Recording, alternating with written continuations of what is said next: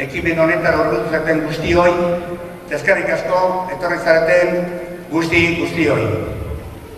Gaur, hemen, Usurbilen, ekimen hori kalera, bakea eta askatasuna lortzera, ekimena beritzegun hori, hasiera emango diogu gaur. Eta hemen izango gara, hilabete luzez, helburu horren alde borrokatzeko asmoarekin. Eta honek, hainbat ekimen izango ditu hilabete osoan zehar. Hauxera bat gure asmoa eta gure xedea ekimen honekiko, presoen aldeko borroken ekimenak abian jartzea. Baina horretarako eta arrazoi guzti horiek sakonago asaltzeko hitza emango diet Maitane Sagastume eta Juan Jose Legorbururi, zuena da hitza.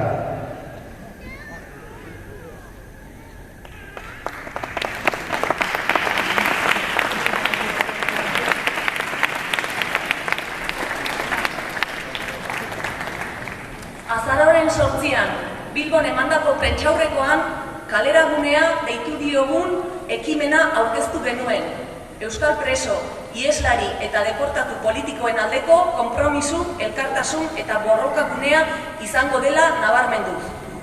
Gaur, abenduak 10, abian jartzen dugu kaleragunea, eta hilabete oso batez, presoen alde eta presoi begira egingo ditugun jardueren berri eman nahi dugu inaugurazio ekitaldi honetan. Quienes convocamos a este acto kaleragunea abenduaren 10ean hasi eta urtarrilaren 8an bukatuko da. Bitarte horretan, Euskal preso politikoen kolektiboak abiatzear daukan eztabaida sozializatzeko esparrua izan nahi du. Eta horrekin batera, gatazkaren ondorioen konponbidearen arloko behar politiko eta humanoen inguruko mobilizazioa sustatzea du helburu. Kalera, bakea eta askatasuna irabaztea. Horixe da gaur aurkezten dugun ekimenaren goiburu nagusia.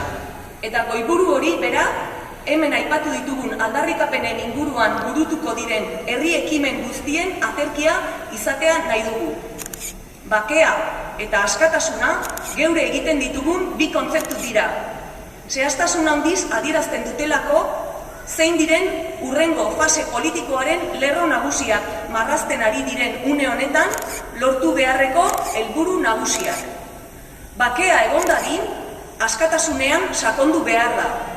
Batez ere, Euskal preso politikoen askatasunean eta erabakitzeko askatasunean.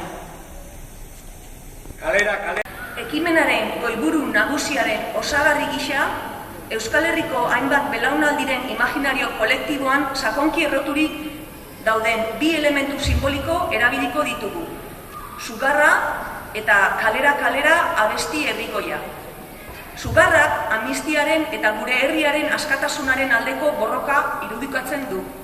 Kalera kantak berriz, ziklo historiko oso bateko kontsigna jasotzen du. Bi simbolismo horiek kalean etengabe egotea nahi dugu. Indartsu, haien esan nahia bazter guztietara zabalduz. Edo gune zentrala hemen egongo da. Usurbilen, abenduaren 10etik urtarrilaren 8 arte. 10 preso oik itxialdia egingo dute berton, egunero. Gure jarrera horren bidez mezu argi bat zabaldu nahi dugu. Preso oiok ez gara etxean geldituko. Kalera irtengo gara borrokan jarraitzera. Izan ere, itxialdi hau berezia izango da. Kalean egingo dugu, kaleragunean. Del kaleragunea saldremos. Kalera, dinamika honen baitan, askotariko mobilizazioak eta errebindikazio ekimenak egingo dira. Herrialde guztietan eta herriaren parte hartzearekin beti. Espetxetarako martxak, espetxe arteko mus txapelketa, giza kandeladuna Donostian, mendi martxa, horrekin batera, kaleragunetik kultur ekitaldiz, hitzaldiz eta bestelako jarduerez osatutako programa oparo bat antolatuko dugu. Eta lehen esan dugun bezala, Euskal Herri osoan antolatuko diren mobilizazio eta ekitaldietara joango gara. Kaleragunea urtarrilaren 8an bukatuko da, baina kalera dinamikak aurrera jarraituko du. preso guztiak atera behar ditugula etengabe aldarrikatzeko. Bukatzeko, esan behar dugu eduki politikoz betetako dinamika solidario hau presooi, militante eta pertsona askoren ahalegin kolektibo eta eskuzabalari esker gauzatu ahalko dela. Erakutsi duten konpromisua eskertu nahi diegu haiei guztiei, baina bereziki gogoan izan nahi ditugu ekimen honen jasotzaileak. Hau da, presoak, ieslariak eta deportatuak. Beraiei zuzendua baitago gaur proposatzen ari garena. Elkartasuna, konpromisua, borroka eta kalera. Azkenik, bihotz-bihotzez eskerrak eman nahi diogu Usurbilgo herriari. Sortu aldizkiegun eragozpenen aurrean erakutsitako ulerkortasunarengatik eta ekimenari eman dioten babes guztiarengatik. Eskerrik asko denei.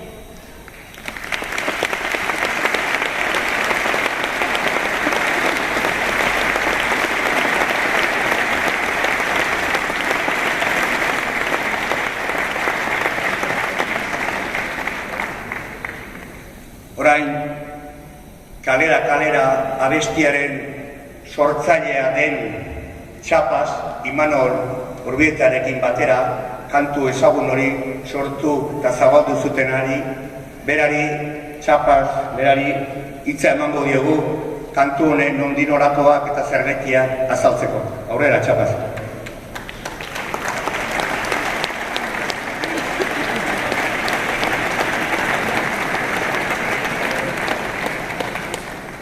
Gabon, arratsaldeon. Oindala 40 urte, Manoloi, hor da Manolo, oindala gutxi hilda, hilabete edo, laguna handila. Herritarren presoen laguna handila izan da bizitza guztien. Esan jo oindala 40 urte, kanta bat merezi lleva presoak. Gestorakoak ere gadan naizen kantan bat sortzea. Dala xe, initun, akordatzen eiz, oian etzan da, hasi nitzala, letra batzu jartzen, eta aurrenengo hitzak ustu kalera atera zitzaizkida. Harritu inaiz, orain 40 urte pasatageo, norbaiti okurritu zaio berriz ere kalera esatea. Horrek esan nahi du, ze histori luzea dioan, histori triste hontan, inbeste Euskaldun kartzelan, egonik, inbeste zapalketa, inbeste humilazio. Baina baita ere hainbeste resistentzi eta hainbeste poz gure herri hau aurrea teatzeko, ez da. Eta hoxe izan zen, eta etorri zen Manolo handikan 15 egunea edo, gitarrakin gure etxea kantatu zuen, eta batez ere ikusi nunian turun, hori ikusi nunian entzun ironian, esan nun, kanta honek eukikoik indarra etorkizunean. Hau kanta ezauna ingoek. Hoxe pentsatu nun da, igual esango nire behaire, eta kanta hau ez da entzun irratitan, telebistan, baina jende gutxiongo Euskal Herrian kanta hau ezagutzen ez dunik. Horrek esan nahi du, bere indar guztiak tik aparte, bere telebista eta komunikabide handi eta personaia eta beste jendeen artean iteuen ze hori, belo hori izkutatzeko errealidade askotan, herritarrak ere gure indarra daukagula, eta pixkanaka zabaltzen kuntzan kanta hau, hasieran ez ginen atrebitzen esaten nundikan jaiozan ere, zabaltzen kuntzan, eta azkenian bihurtu da emblema bat, esango nuke manifestazio handia jotan nola bukatzen zen kanta hau, baina ezin dut esan, eta geroztikan ere oso maitia izan du herritarrak, eta horrekin oso pozik gaude, noiz gertatu zait Manolokin batean entzute hau anoetan dala edo nunbaiten, eta bate beste begiratze ginen, eta horrelako kinu anaikor bat gurutzatzen zan bion artean, esanaz, bueno, zozer utzi jau presoen ate. Negen dukena da, seguren abeak ere bai, Leister batean desagertzea kanta, eta gelditzea historiko liburutan, baina ez kantatzen dugulako oraindik pendiente daudelako gauza asko. Eskerrik asko.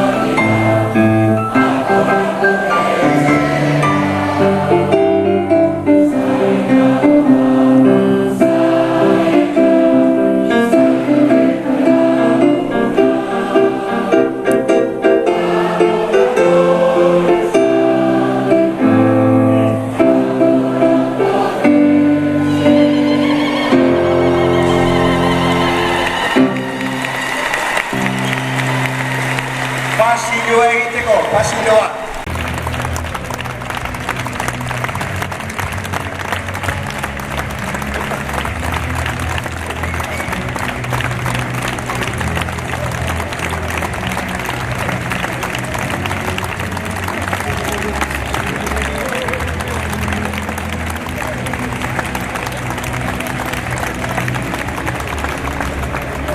Salbuespen lege eta dispersio, preso zen bat gaixo larri.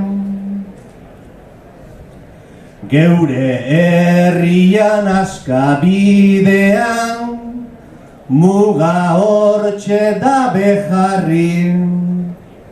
Herria preso hartu nahi dabe, baina presoak dira herri. Dano kalera, danak kalera, etorri eta ekarri. Bakeak eta askatasunak, borroka baita oinarri. Inaugurazio ofizialari ekingo diogu. Hasteko, Zigor Merodio presoa Hilderre Frantziako espetxean egindako lan hau piztuko dugu. Artelan hau kaleraguneak iraungo duen denbora osoan zehar piztuta egongo da. Eta gure ikurrik nagusiena izango da. Askatasunaren sua izango da. Su honen bidez, gure preso, ieslari eta deportatuei diegun maitasuna, elkartasuna eta babesa helarazi nahi diegu.